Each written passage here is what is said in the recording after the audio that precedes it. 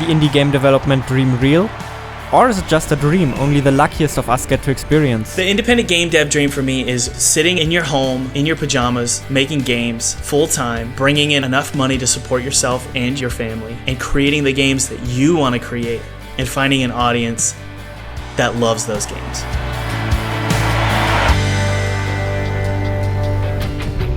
A lot of people say that the indie game dev dream is a lie. It's unattainable, unrealistic. So I invited a professional full-time game developer, the creator of Neversong and Pinstripe, Thomas Brush. The indie game dev dream is real. Yes, the dream is real. Whether you can accomplish it. Okay, don't worry, we'll get into it. This is the speed round, man. It's easier to succeed in game development than ever before. Yes. Success in game development is mostly based on luck. No. A lot of people enter the indie game dev scene with unrealistic expectations. Yes. Becoming a full-time game developer is realistically achievable for everybody. Kinda. Okay.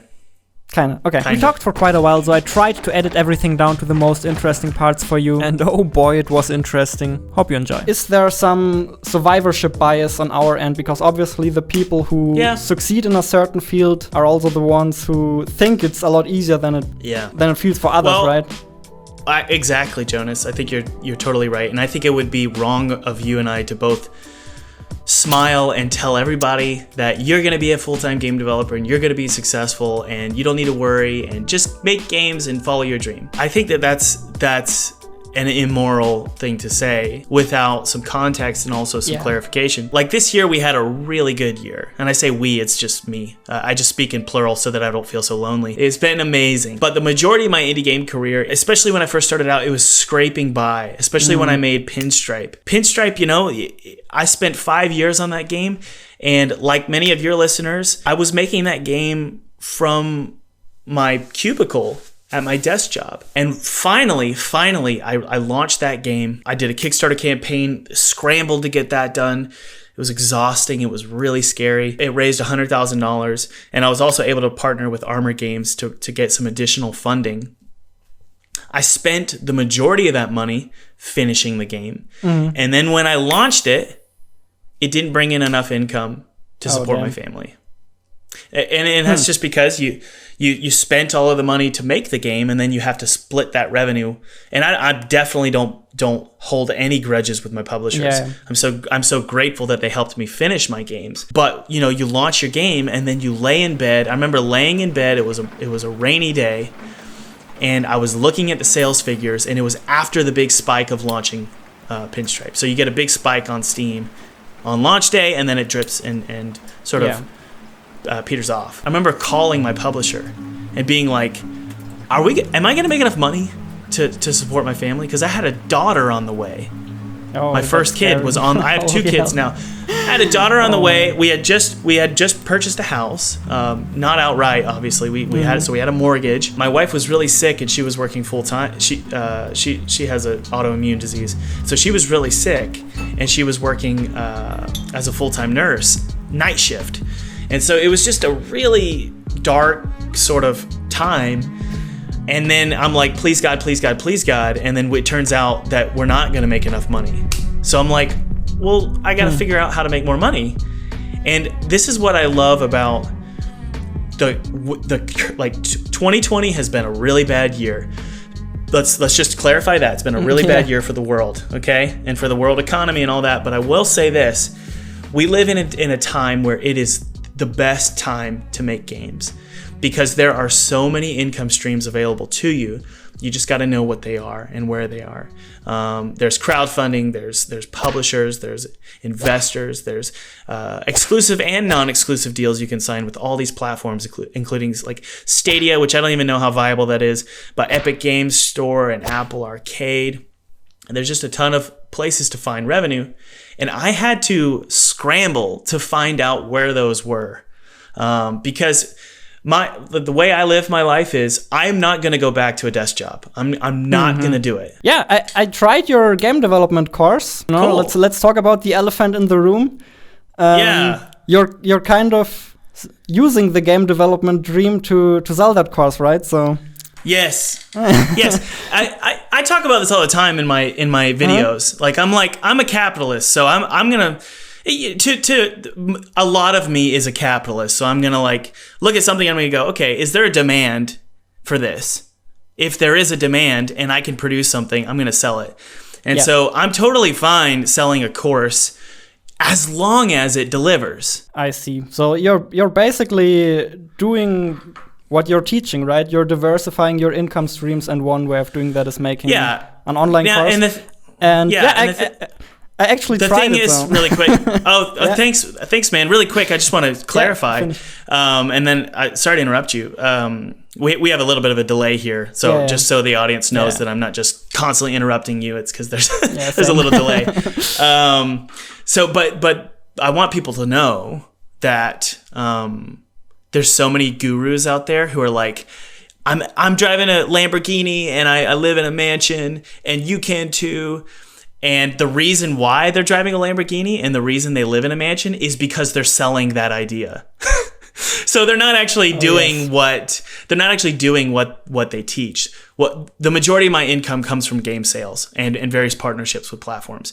So the majority of my income does not come from YouTube, and it does not come from my online course. I'm actually super happy to hear that, because that was one thing I was kind of wondering, is it okay for me to ask how much money the course makes compared to the other revenue streams? I wasn't really sure about that, but you just answered that, so of course. Perfect. Well, I'll just put it bluntly.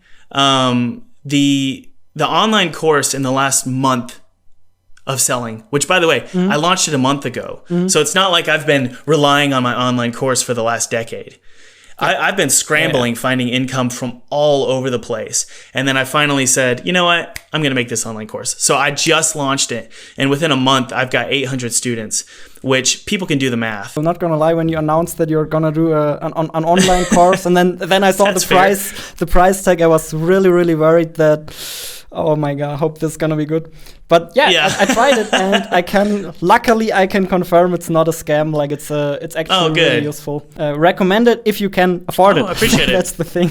Yeah, that's the question, right? So, and hopefully the discount there's a discount code below this video. Oh, nice. You get 40% off. But anyway, I don't want to go too far into the course. Actually, I just want to talk about the meat of what my whole idea is, which is becoming a full-time game developer is possible, but it's not the way that people think. It's not just selling your games on Steam. And I'm sure that you've figured this out too. There's a lot of ways to make money. I feel like a lot of the other income streams are always a little scarier. Like, for example, when I think about starting a Kickstarter or something, the risk of failure, maybe not achieving my goals, wasting a bunch of time, etc., is I think what's stopping me from dipping my toes into that. I assume I'm probably not alone with that. Oh, for sure. And I'm not going to do another Kickstarter probably. I've done 2 of them. Both of them basically raised 6 figures individually. But I'm at a point now financially where I'm like, yeah, it's not worth it. Like, it's too much. It's a lot of effort you have to put into it, right? It's not like you're getting that money for free or anything. Oh no! Yeah. Oh no, you're not. And I always say I'd rather stand in front of a crowd of 5,000 people butt naked and do like a dance than do a Kickstarter campaign, because it feels so much more. The exposure is so much more real, and you're much more vulnerable with a Kickstarter campaign. And I've always said, look, you're going to be vulnerable. You're going to be vulnerable on your Steam launch day. You're going to get public reviews for your game. So why not just jump into the vulnerability right now and get used to it? I will say that is actually one of the things I really liked about your course as well, is that the very first thing you tell people to do is to set up their Steam page, their social media page. Yeah. Just get the scary part out of the way. So that is definitely something I would subscribe to and recommend as well. I feel like that's some and I'd say people like you who are building a social media presence right now, you're actually doing something that creates less fear, because even though you're being public on a weekly basis, or I'm not sure how often you upload videos and engage on social media, but what you're doing is you're building an army that's going to support you no matter what. Anyone listening right now, you need to go start. I know a lot of you might hate it, but you need to be building a personal brand so that you can build an army. And that army, look, everyone talks about wish lists on Steam. You know, you want to build up your wish list. Well, a wish list is an army. It's an army of people who are going to support you on day one, stimulate the Steam algorithm, and hopefully put you on the Steam front page. Well, you need to be building an email list too, and a social media presence, because those things they're not just for your game. They're for you, for the rest of your life, as long as you don't get shadow banned. Those things are for you for the rest of your life. So you need to be building that social media presence right now. And it seems scary right now to go every day, put something up on Twitter or on Instagram or on YouTube. That might be scary, but you get used to it. I'm sure you feel that way. You're like, Yeah. I don't know if you get used to it, but it still has its its ups and downs. Sometimes things aren't going well. Sometimes you screw up. You maybe say something you shouldn't have said. Sometimes the numbers aren't where you want them to. So. For sure. Maybe it stops being scary, but it starts being scary in a different way where you're like, what if this doesn't work out after all? What if the numbers keep going down? What if I say something really bad and I get canceled, Oh, dude, I gotta say that the more that social media platforms age and the more ridiculous they start to get with canceling, I get more and more and more nervous about building my army, because you never, like you said, you never know if you're going to say something you shouldn't say or whatever, what the rules are. What's the phrase? If you're not building enemies, if you don't have people disliking you, you're probably not being yourself. And I posted that on Twitter once and everyone got upset with me, because they thought I was making a political statement. I'm not making a political statement. I'm saying you've got, like, for you posted this video about toilets. It's a very odd thing to post. It's funny. By the way, that's my favorite video in the game in the game dev YouTube sphere. That is my favorite video. Yeah, that's because you haven't watched any Danny videos yet. Yeah, I need to get watching those. Yeah, definitely. But anyway, my point saying that is, you need to be willing to create a list of enemies for the sake of creating a bigger list of major fans, or salty fans, like energized fans who are willing to support you because they love how honest you are. And again, this isn't a political conversation. This is creating content that is real to you, that you're passionate about. And I struggle with this. And so my point is that anyone listening right now, they need to be totally willing to post content that reflects them. Here's why. Maybe you feel like you're a really unique person if you're listening right now. You're like, I'm weird, I'm very unique, I'm an introvert, nobody likes me, I don't have any friends at school. How much you want to bet there's 1 million people on this earth? How many people are on the planet Earth? I don't even know. It's a ton. Out of all of those people, don't you think there's 1 million people out there who are just like you? So why don't you go ahead and start putting content out there, games out there, social media posts about your games that are exactly who you are, a perfect reflection of who you are, and then go find those people. The reason people don't sell games is not because they don't know how to make games. There's plenty of people out there who think that the ability to make games is the problem. No, the problem is finding the people who like your games. It's all about it's all about transferring information to your audience. So you need to find a way to find the people out there. They're somewhere. There is enough people out there to support you. I promise you. But you've got to know how to find them. And I think of it as throwing out like 3,000 fishing lines and then just slowly catching those fish. They're all over the place. And let's say you make a really crappy game. Well, there's probably 1 million people out there who would enjoy that crappy game. And you just got to learn to find those people. And so my point is your audience, my audience, guys, you got to learn how to market yourselves. You've got to learn how to market yourselves. And it sucks and it's hard, but you've got to do it. Unless you want to go work for AAA, and then you can just go make a game, which is totally fine. But yeah, if you want to be an indie game developer, you got to learn how to market yourself. Next one I have is the game dev dream even desirable? Because, it's not always fun in games, and I'm not sure it's for everybody, Game dev is stressful, it has its own ups and downs, so I'm very curious to hear your opinion on that. Yeah, it's only desirable if you desire it. I know that's a kind of an obvious thing to say. Okay. The independent game dev dream for me is a clarification. I would 100% subscribe to that as well. Okay. And I think most of your subscribers and my subscribers would agree to subscribing to that content, to that idea. So. Yeah. Okay, so that's the indie game dream. Now, what does it entail? What does it involve? It involves knowing how to market yourself, putting yourself out there, dealing with negative reviews, spending a year to 3 years making projects or one project and hoping that it sells. You got to be willing. It's kind of like buying a lottery ticket every day and hoping that it pays off, right? You got to be a person who's willing to take risks. And I hate saying that because it does isolate. It narrows down the people who thought that they wanted to be an independent game developer, and then they realize, oh man, so basically I have to be an entrepreneur. And I'm curious if you agree. Do you agree that an indie game developer needs to be an entrepreneur? I mean, if you want to succeed as a solo developer, you unfortunately need a very wide skill set, and marketing and entrepreneurship is definitely very high up the list of things you need to be good at. Probably the most important skill you need is communication, which ties directly into marketing and communicating to players. Yeah, et cetera, et cetera. Yeah. Okay, we just clarified what it is, which is it's entrepreneurship and putting yourself out there and being willing to jump off of a cliff and hope that your parachute opens. It's kind of like people who love skydiving and are willing to take that risk. So that's, in my head, that's what the game dev dream is.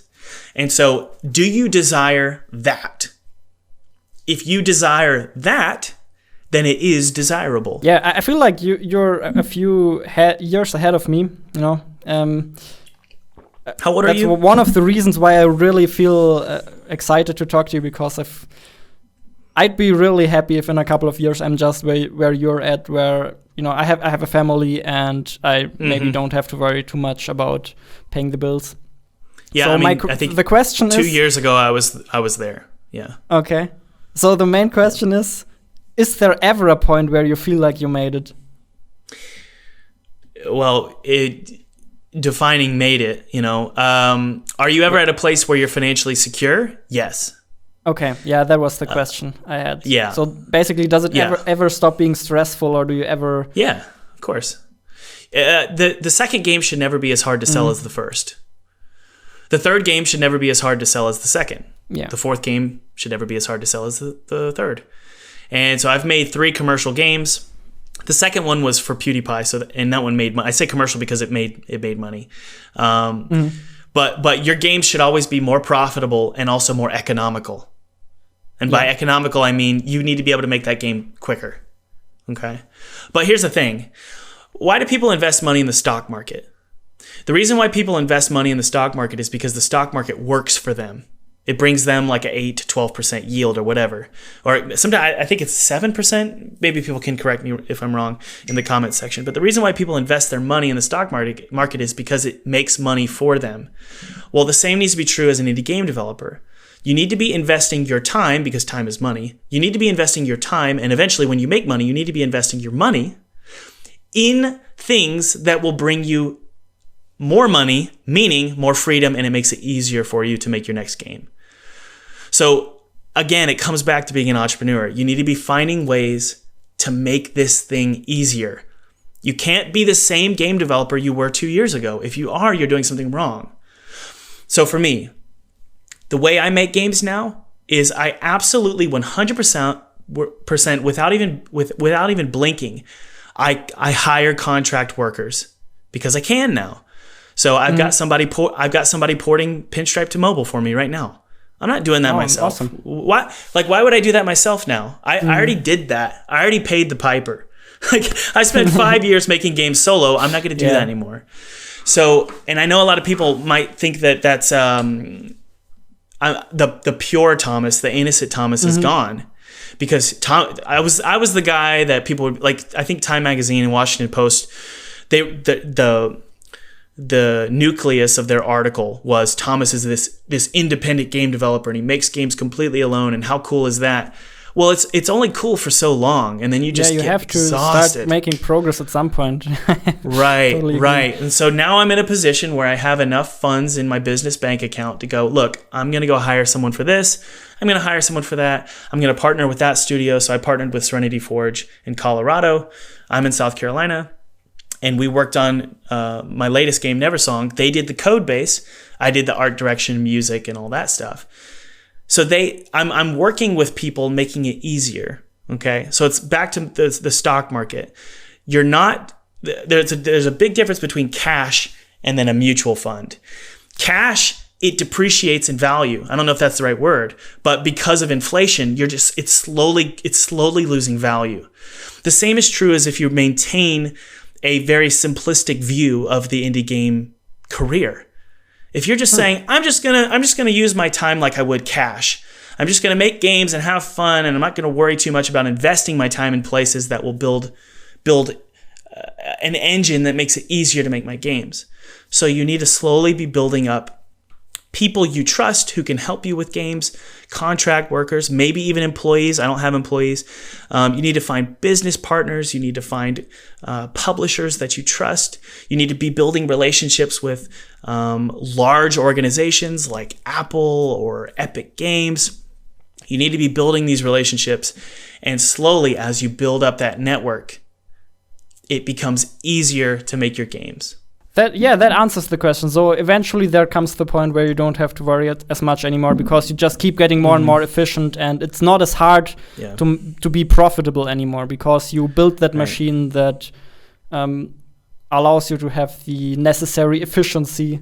Like, for example, you can also build up your code base, reuse code from previous projects, etc., etc. Yes, absolutely. Okay. That's actually a really good point, and that's something that I forgot about. Yeah. You should be reusing your code base. So that's why for me I use something I call the Super Simple 2D kit. Super Simple 2D game kit. And I made this game kit for the PewDiePie game. I knew that I disclosed this on day one, so just for clarity, but on day one of the PewDiePie game jam that I did, I had a kit that I had made for my games. And that kit, all you really got to do is skin it. And so it's hilarious. Like, skinning a game is like half of the work. It depends on whether you want to make a really, like, for example, Portal, that game, it uses like a first person shooter kit. Like what does Valve use? They use what's it called?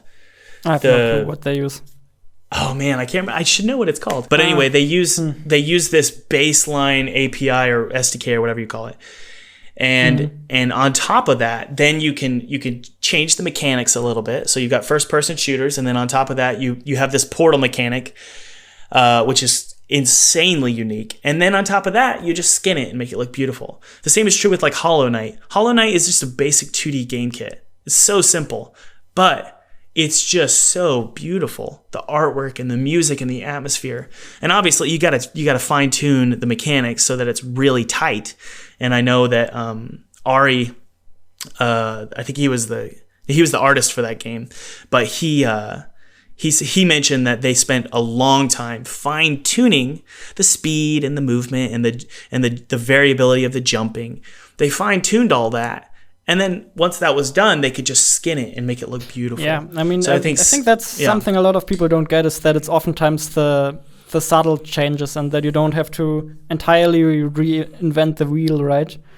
Yeah. I mean, in your course, obviously there are a couple of things that still matter about your game. For example, it needs to be memorable. I think you say that in the course as well. Mm-hmm. Yep. It needs to have some sort of something that makes it unique and stand out. Mm-hmm. But besides that, you can create a lot of variety just by fine-tuning, tweaking, and reskinning stuff. So there's definitely a lot of potential to save a huge amount of time there. Well, actually, I would argue that if you're not piggybacking off of something else that's already been done, you're shooting yourself in the foot. If you're trying to be entirely unique, you just lost, like, perhaps, arguably 75% of a potential market. Like, for example, Hollow Knight. People buy that game because it's a Metroidvania. It looks beautiful, but it's a Metroidvania. Yeah. So your game needs to be, unique and memorable, but it also needs to be familiar. It needs to be like an old friend. People look at it and they go, that reminds me of that game, but it has these unique features. I'm going to go buy it, because you have this sort of automatic trust that you've built. And it's just because you piggybacked off of some other game. One thing I have here that I feel like is a strong counter argument against the indie game dev dream is that clearly not everybody can win, right? There are a lot of people who want to make games. And if you look at the Steam numbers, a lot of games actually don't make it. Like, what's your opinion on that? Like Correct. The statistics kind of speak against the indie game dev dream. Yeah. So 2 things there. First one is because one of the main reasons is because indie game developers don't understand that they need to be entrepreneurs. Yeah. Like, they got to market themselves. And so, yes, your Steam numbers might be weak, but what are the numbers outside of that? Okay. What about crowdfunding? What about publishers? What about exclusive deals and partnerships with PS4, Xbox? And by deals with PS4 and Xbox, I mean like getting your game packaged in bundles with other games. What about Humble Bundle? There's a ton of other places to build wealth and revenue. And I know that's an icky word, wealth, but that's what you're trying to do, for sure. And that wealth can be, for sure. And wealth doesn't mean that you're going to go buy a yacht. It means that you can invest that wealth in your next game, okay, and in your business, which is what you should be doing. So that's the first answer to the question. The second answer is, look, I know people they'll launch their first game and it will fail, and then they feel like a failure, and then they just want to quit. It's so cheesy, but it's so true. You've got to learn to love your failures. You got to learn to just get back up. Like there are some friends of mine who have failed in the indie, and they will admit that they failed. I spent all this time on this game, and then it just completely fell off the face of the earth. Nobody cares about it. And I'm like, well, try again.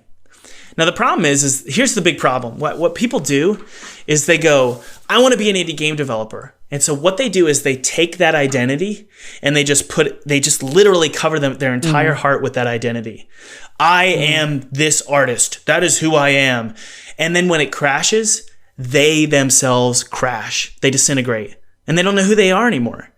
And so you need to be willing. It's a weird balance. You need to be both on one side of your body, of your identity. You need to be like, I'm a dad, or I'm a friend, I'm a son, I'm a daughter. I have all of these identities of who I am. And then on the other side of you, you're like, yep, I'm a game developer.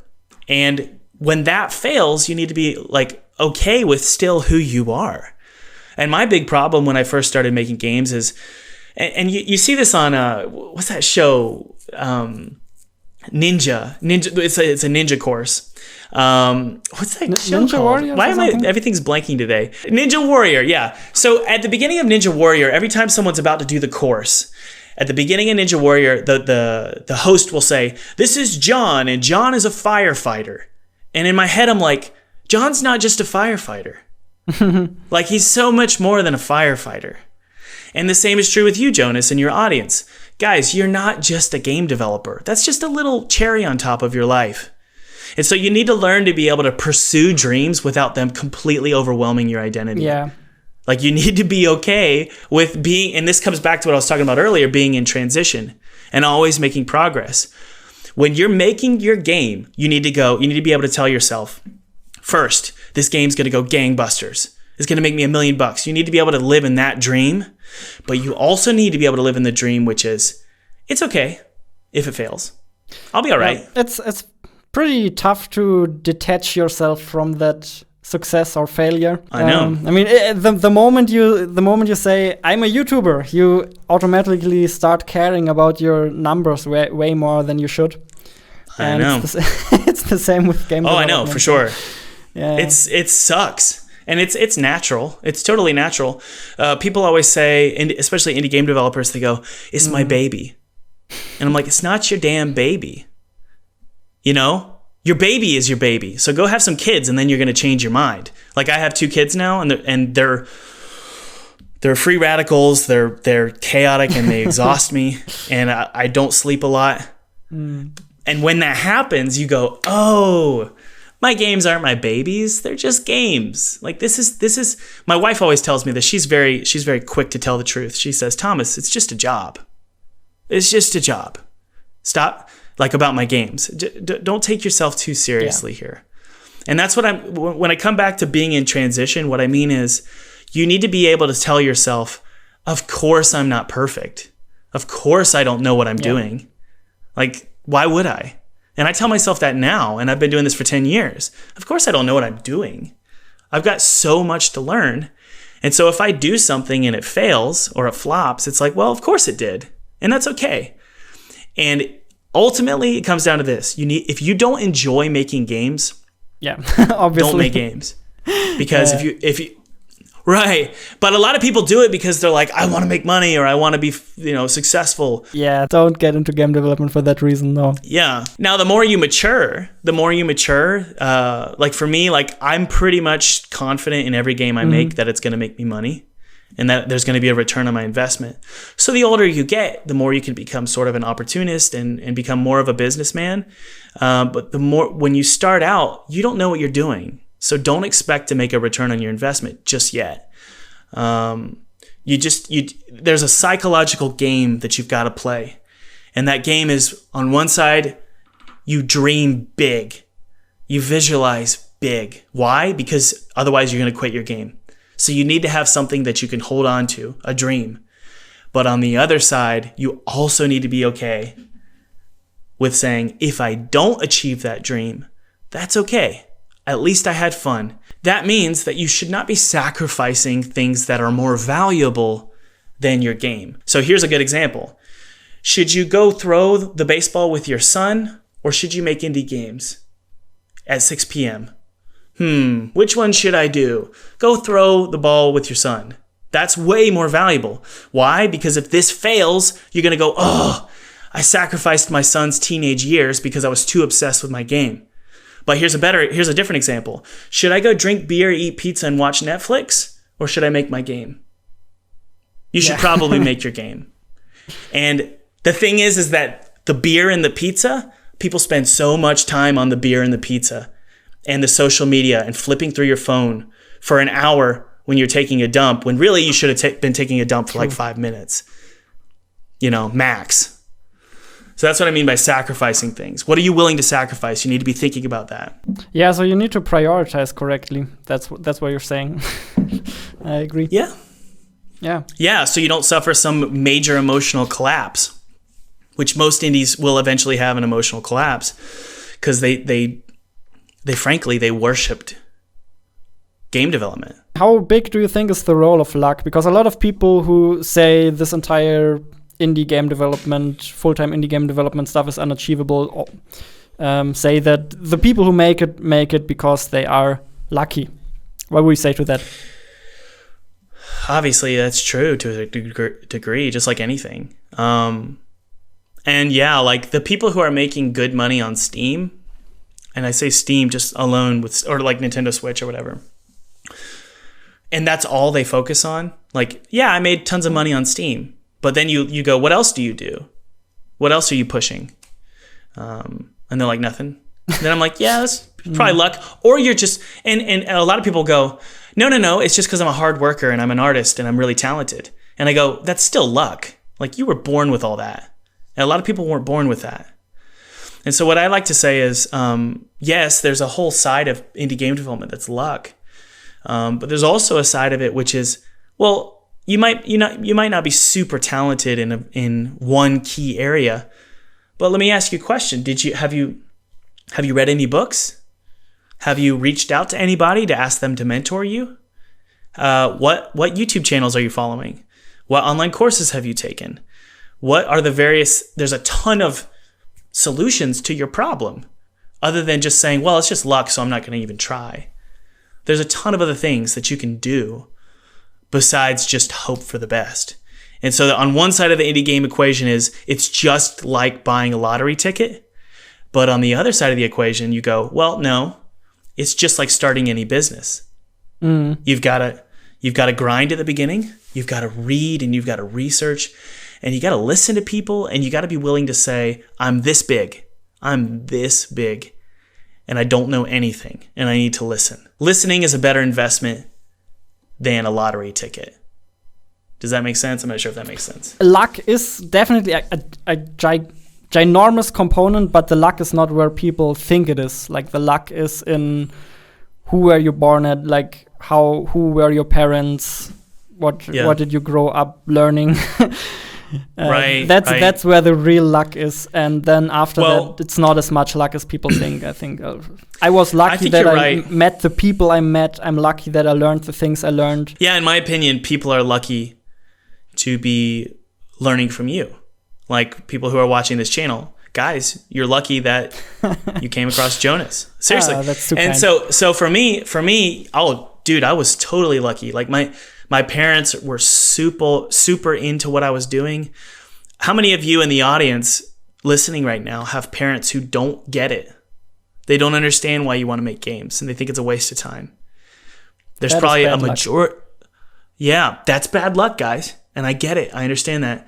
But I will say this. You just heard this video, didn't you? So now you have authority figures. I put that in quotes because I don't know if I'm an authority figure, but you now have authority figures, kind of like parents, who are telling you the opposite, who are saying, look, we get why you love the idea of making games. So now that you just heard that piece of information, that you just listened to, 45 minutes of me rant, now that you hear that, you just got lucky.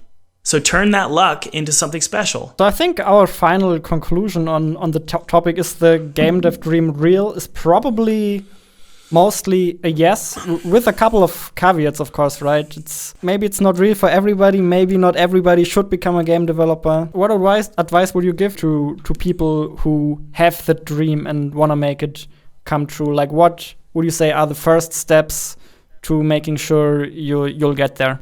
Tear down your pride and learn to separate yourself from your body. And it sounds a little woo-woo, but I advise a lot of my students and my YouTubers to think of your body as an avatar. We hear a lot about this. If people listen to Joe Rogan, I love Joe Rogan. So if you listen to Joe Rogan, you hear a lot about is life even real, or are we on a server? I can simulate entire universes, millions of them in fact. Is this world actually digital, kind of like the Matrix? And I say, maybe it is, maybe it isn't. But if I had a controller and I was controlling me, I know that sounds weird. What would I do in a video game? See, the thing is people. This is so frustrating. People are so good at figuring out Animal Crossing.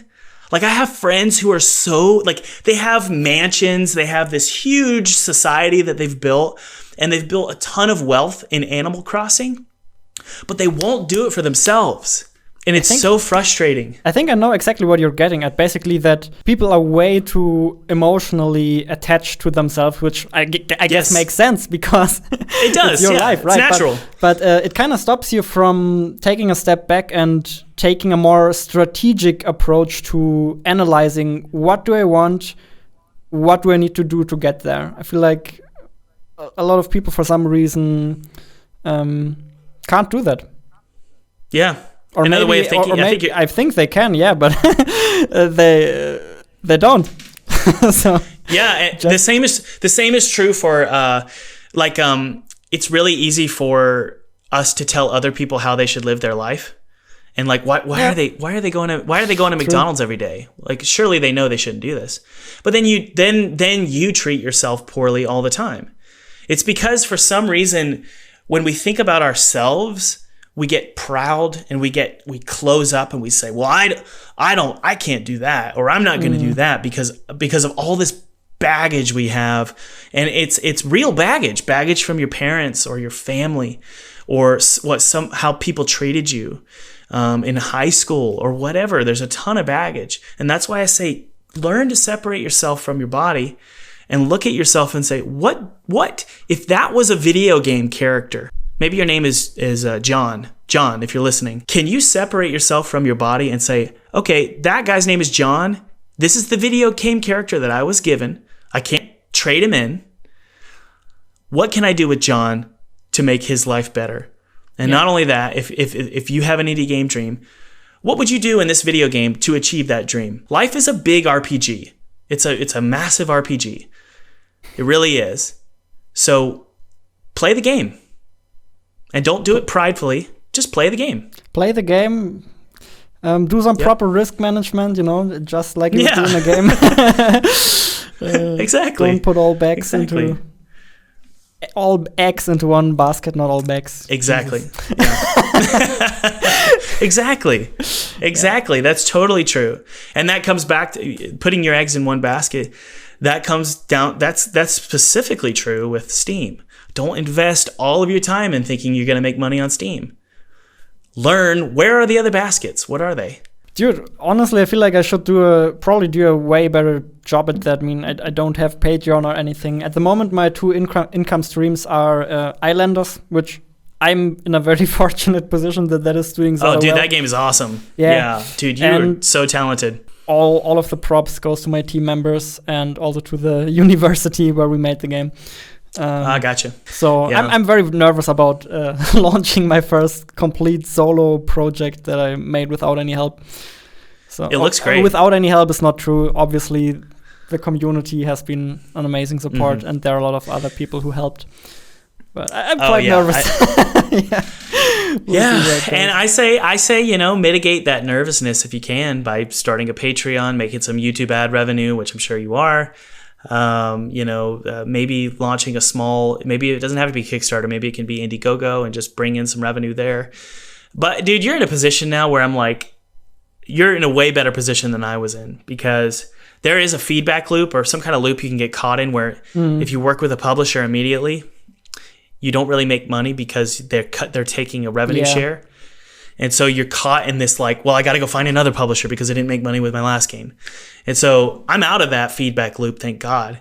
But for you, it sounds like, you're in a position where automatically you're starting off on the right foot and you have enough money where, so I don't do Patreon either anymore, because it's just I feel like I'm taking people's money because I don't really need it. And so I'm not sure if you're in that position. Yeah, similar, honestly. If I really needed it, then I'd probably set up a Patreon as well. So that's at the very least calming to know that you have that opportunity, Yeah, absolutely. But there's people out there right now who are listening, guys, why don't you have a Patreon? If you want to go full time, why don't you have a Patreon? It's not bad to ask for people's money. It's really not. You should be looking for all sorts of ways to make money. It's only bad when you're asking and you really don't need it. That's when it gets a little weird. Yeah. But a lot of you right now, you need money, especially if you want to go full time. So don't be scared to start a Patreon or do a Kickstarter campaign. I mean, I could go on and on. But I know. Oh man, you keep talking. It's amazing. I want my audience and your audience to know that I'm really passionate about seeing people succeed. And so I just want you to know, whoever's listening, to know you're not defined by the people who define you. That's not the way this works. You're really defined by who you say you want to be, and then you make it happen. So start living your life like an RPG. What's the strategy with your life? My goodness. Can you write it down? Can you write down the strategy and go? Make it happen. And if that means becoming a game developer, well then make the strategy happen. And so I want to see people succeed. And obviously, if they want, they could go check it out at Full Time Game Dev. Link in the description. Thanks for the discount. But I don't want to push that course too much. But I do want people to know, goodness gracious, you don't have to live the way that you think you have to live. There's so many opportunities right now, and obviously certain economies and certain cultures are different. There's a lot of political strife in certain areas of the world. I get that. But we do live in a time where it is so much easier to follow your dreams than it used to be. Don't squander that. Don't waste that. There's plenty to complain about, I promise you. There is so much to complain about. But it doesn't do you any good. There you go. It's okay to dream big, but if you really want to win, all you have to do is enjoy the process.